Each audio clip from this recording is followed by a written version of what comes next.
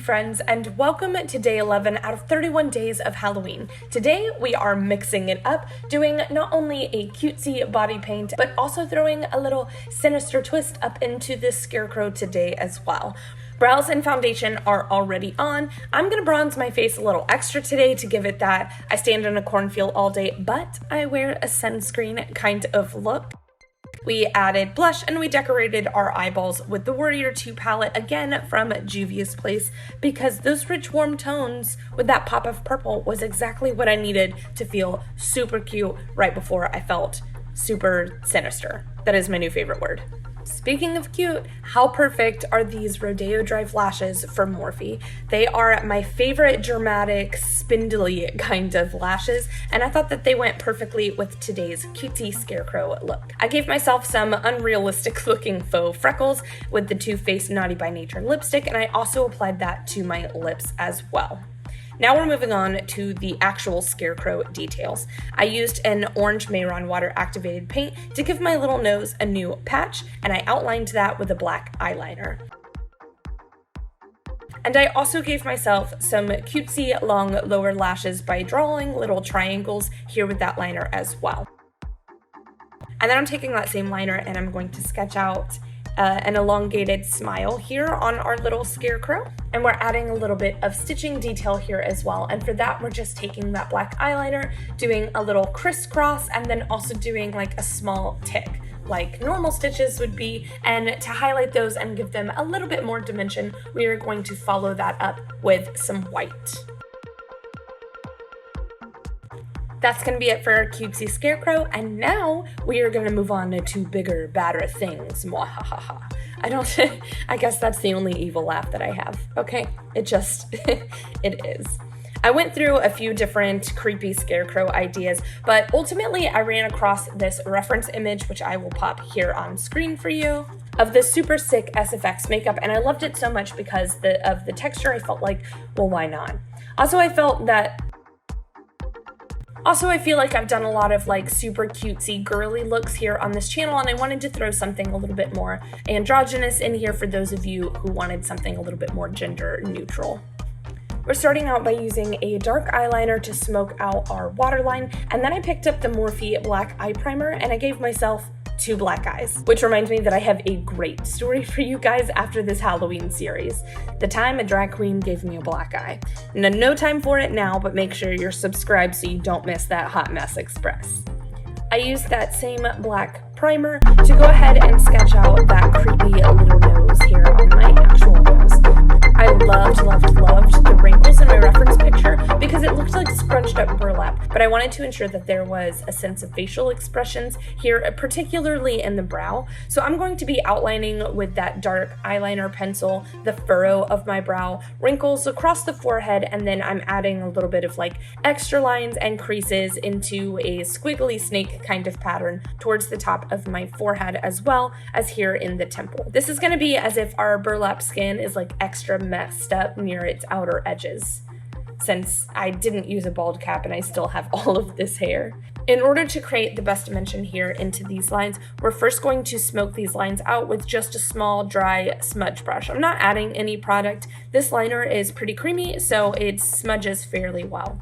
This is going to create kind of like a whisper of shading to start with, and then we're going to be taking a warm brown eyeshadow and using that to create more like depth here into our folds. We're not hitting each line, but we're concentrating primarily on the lines I felt would be the deepest, which is predominantly going to be right here in the center of the brow.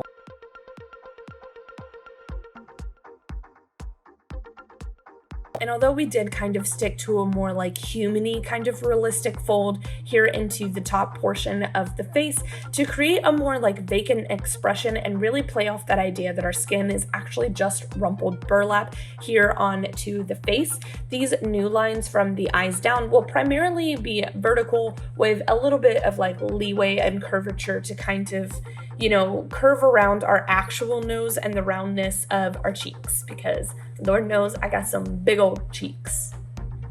I used the same pencil for the initial sketch, and I wish that I would have reciprocated my forehead detailing down here rather than going in with the black paint. But at the time, I really felt like having the black here would make these grooves look deeper. Not that I'm unhappy with it, just a note if you guys are going to be recreating this, maybe stick to something a little bit more simple.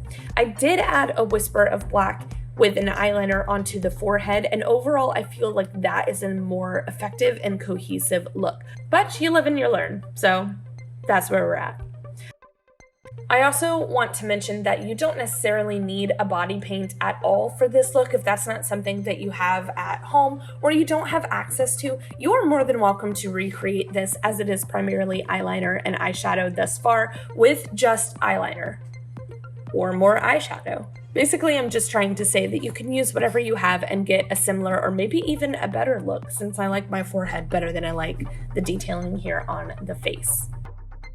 I ripped the mouth open by using a black paint to create deep grooves into this like long exaggerated smile, similar to our cute Scarecrow mouth, but far more evil looking, of course. I filled in my lips with a blood red lipstick, detailed my chin, and then I used a creamy whitish paint, but you could use an eyeshadow if you have that, to highlight the very center of all of my burlap folds. This was in an effort to make them look a little bit more raised and add that sharp contrast and more dimension. And honestly, I think it really helped.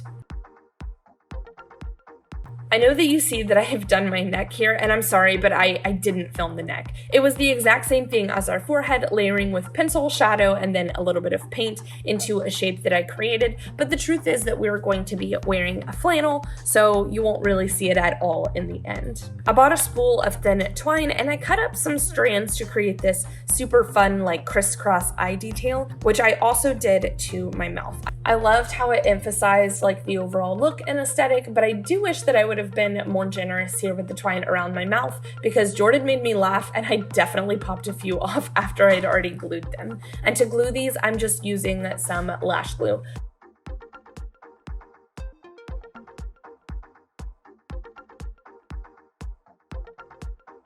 My favorite glue is from House of Lashes because that stuff does not budge. It's usually what I use to glue like gemstones and things of that nature to my face, so it was perfect for this little bit of twine.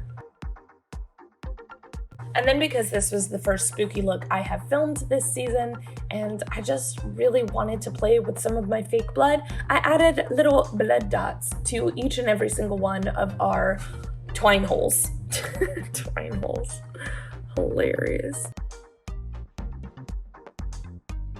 Okay guys, that's gonna be it for today's video. I hope that you enjoyed both looks today. Let me know which one you are more likely to wear, the cute Scarecrow or the more sinister Scarecrow. Please don't forget to give this video a thumbs up, share this video with a makeup loving friend, and subscribe if you have not already. I love you all so much. Have a very fun, safe, somewhat spooky day, and I will see you in tomorrow's video. Bye.